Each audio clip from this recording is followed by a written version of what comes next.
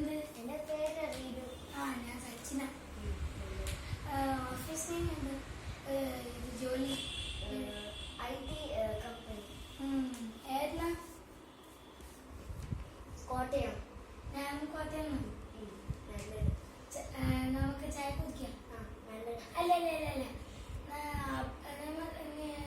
കമ്പനിയിൽ ആദ്യം അറിയോ? ചായ കുടിക്കാം.